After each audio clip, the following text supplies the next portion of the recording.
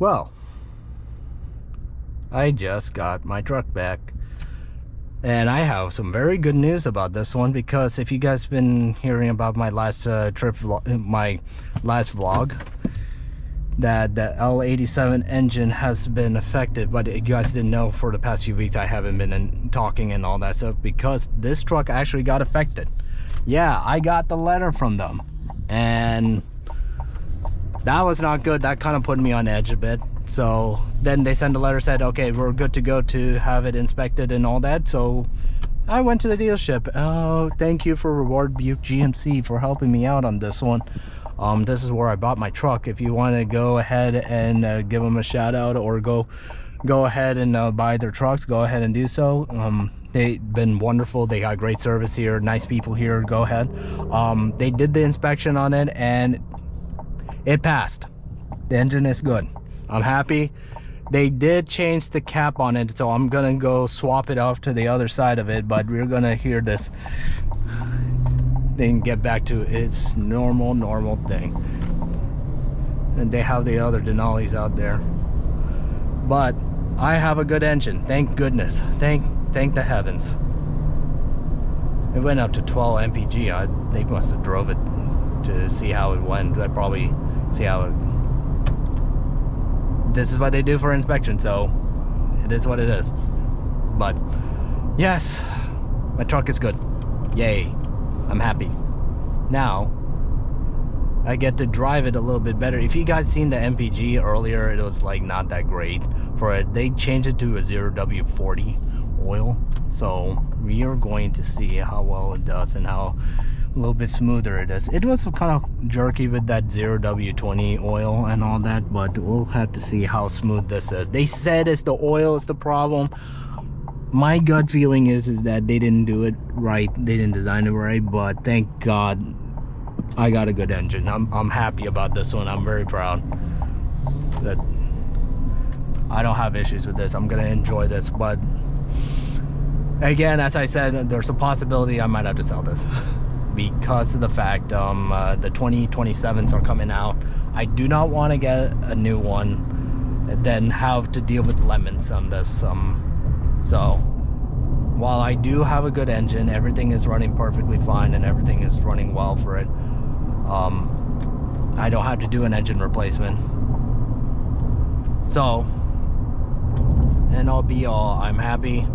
It's all over with. I could rest assured, I could go to sleep knowing that my engine is still good.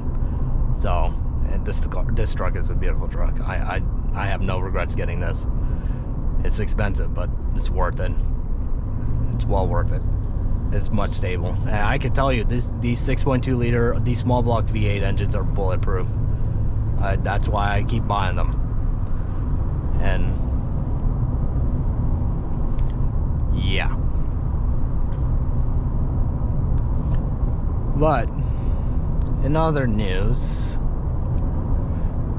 while we had that engine recalls and all that, there is going to be the 2027 coming out. There is spy videos of it. I'm actually gonna break my rules and I'm gonna show a few of the spy pics and on it from GM Authority, and there are changes to it. There's gonna be a new V8 engine. I'm not sure how it's gonna behave, but hopefully it could get over 500 horsepower. That's what I'm hoping for. It would be nice. There would be a hybrid. From what I understand, there's a possibility there might be a hybrid system. So welcome back to the Silverado and Sierra hybrids. I mean, we needed a hybrid really bad, and we needed that technology, because when it first came out, I think it was useful. I never tried it out, but from what I understood, they use a technology like regenerative braking to get the energy back. They didn't have a plug-in thing for it. They have electric motors, but you know, now with this electric future, now with this chargers and all that stuff, I mean, I think it is a possibility. I mean, I think it'll work out.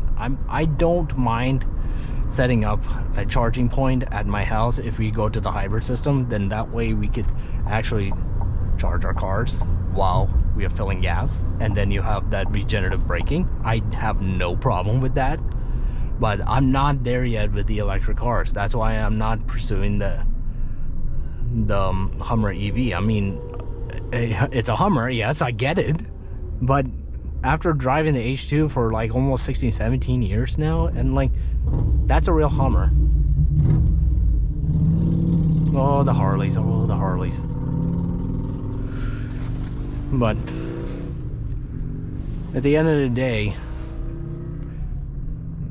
someone happened. But at the end of the day, I mean, I'm not there yet with the electric. I'm there with the hybrids. I think I'm okay with the hybrids, but I'm not okay with the fully electric future for it. I mean, there's a lot of things it could do with that, and we could enjoy electric cars because fast. You could get 0 to 60 in a much quicker time and all that. That's all cool. It's nice on stats and brag to your friends and all that, just like people are bragging about driving a Lamborghini Urus because of status. It looks cool and all that stuff because, oh, they just the name brand for it. But in reality, I would choose an RSQ8 because, I mean, I'm more of a, that's more my taste kind of thing. But people will say, but you're damn poor. I'm like, I don't care. That's my choice. I mean, if you want to buy a $350,000 Lamborghini, go ahead and do so. There may be amazing stuff, but honest to goodness, the Urus and the RSQ8, it's the same Touareg platform. It comes from the MLB platform. That's how they save money. And guys, I know we're gonna have this debate, and this is one thing about a lot of people will say about the Escalade V and then the Yukon and all that stuff. I'll give you basics facts. A lot of companies will do in order to save cost is to use the same parts and use the same platform in order to reduce the building cost. If you have its own unique build and all the other stuff, then what happens is that it'll make it more pricey and more expensive to build. So when you work for big corporations or sign a contract with big corporations, this is what they do for it. Let's go.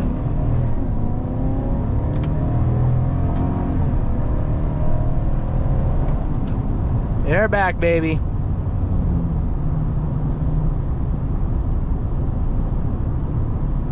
We're back. Oh man, that was good. That was smooth. Oh man. Much better. Much better. I'm gonna put this on sport mode. Yeah. No, that's just a sliding door. But anyways, but back to the topic. I mean, people will say, oh, but the Escalade V has a 6.2 liter supercharged V8. That's a LT4 engine on it. I agree with that one. I mean, for me, it actually fit. The LT4 fits in trucks like that, like the Escalade, and also this come from the T1 platform. You could put that same exact Escalade engine on a Denali or a Suburban, and you can save some money on that one. If you guys are car builds or anything like that, everyone knows that.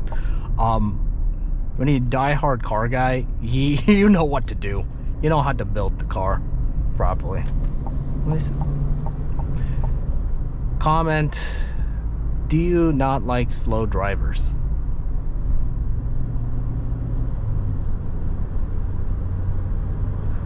Yeah. So, and back to the point, it's the same thing for example, the what is it, Aston Martin DBX. Oh shoot.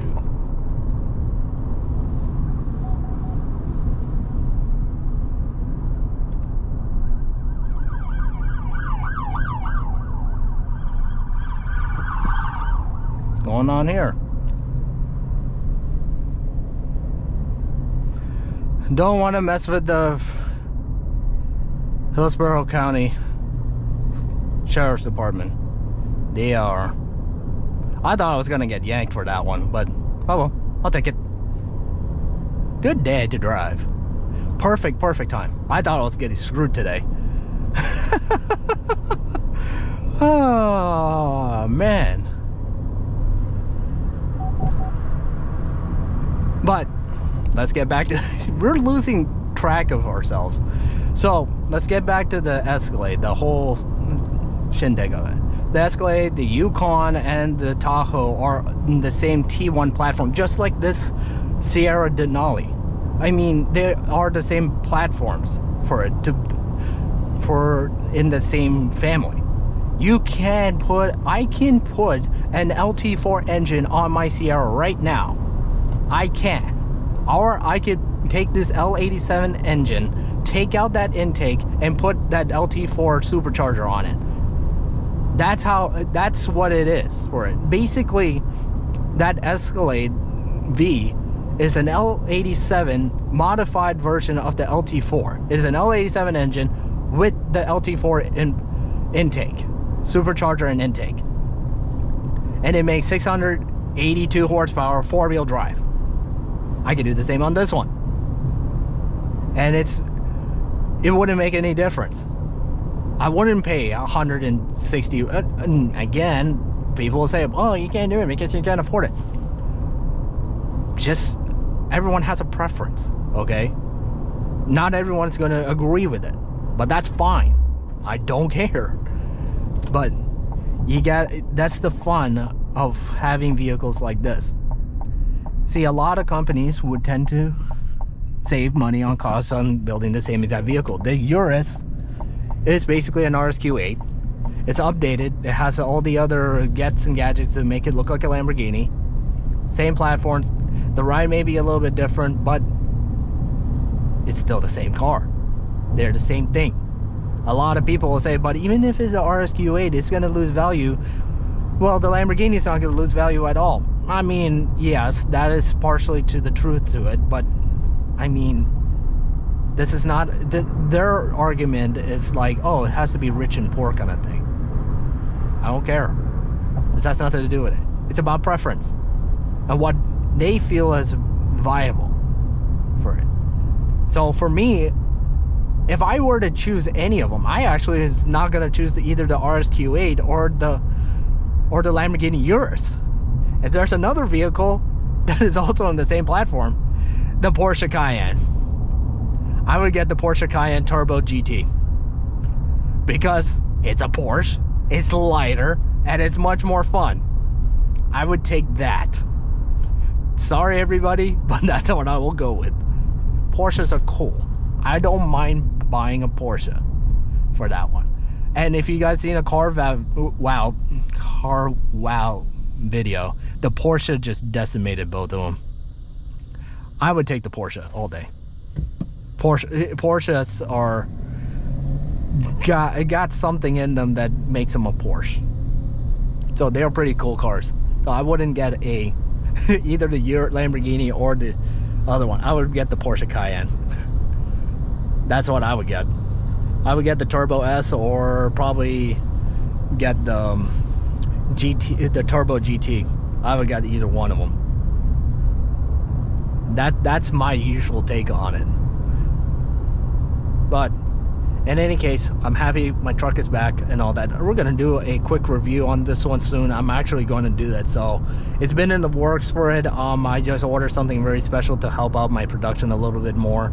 I really try my best to do a review before, if any changes and all that stuff. I would like to get a better Denali before the 27s come out and all that. So anyways, I'm gonna have to get this truck cleaned up in the evening, and then yeah,